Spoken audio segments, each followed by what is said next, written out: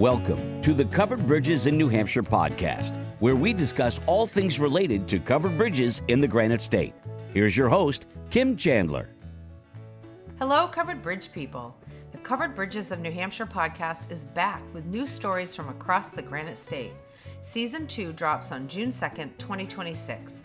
Recipient of the 2023 Second Place Award for Best Audio Podcast from the New Hampshire Press Association, the series returns with fresh conversations featuring historians, photographers, preservationists, and community advocates who share a passion for covered bridges and New Hampshire history. This season explores the covered bridges of the Boston and Maine Railroad, rail trails, historic bridge preservation projects, photography, preservation efforts, and the stories behind some of New Hampshire's most iconic and lesser-known bridges.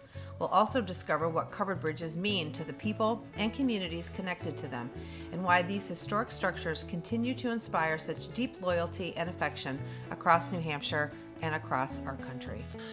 So it sets the dial back, decades and decades. And it's like seeing a colonial house, on a town in New Hampshire. And you go, that is a physical manifestation of something that you can normally only read about in a history book. And being able to go and see a covered bridge like the Pier Bridge or the Wright Bridge. And then when you just drive around that country road and there it is, in person, larger than it looks like in a photograph and more impressive than it looks like in a photograph. For people that are being born now in the decades after railroads were an active part of our communities, you just can't beat going and seeing something in person. Whether it's the mills or the meeting houses, the landscape is still written with our past in a very immediate way.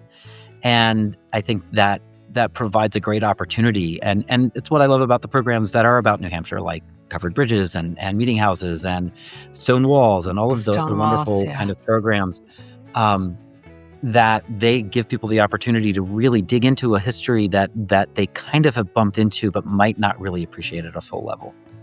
It's just something there that's documenting those bridges, because who knows, there may not be 100 left in 50 years' time. It's just this a picture of a bygone America that. Again, how long can we keep that?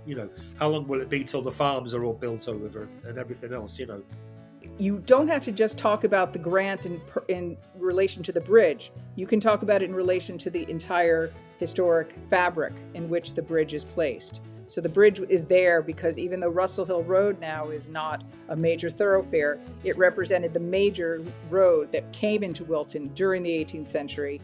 And it reflects, early industrial history of the area, and there is a lot to be done. Again, as much effort as can be put into it is what's going to happen.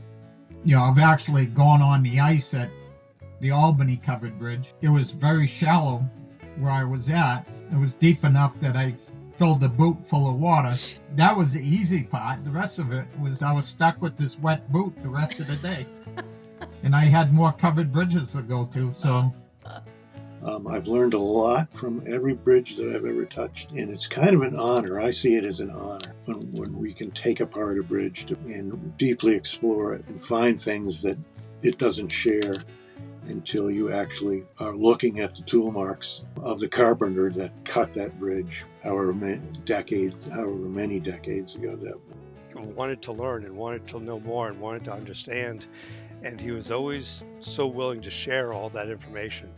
No matter how busy he was always willing to stop and talk to you and share information, answer your questions. So it's, he just had that reputation that he was the guy with the knowledge, and he was not trying to keep it to himself. He was open to let everybody else know that knowledge. Right. I think now you're that person.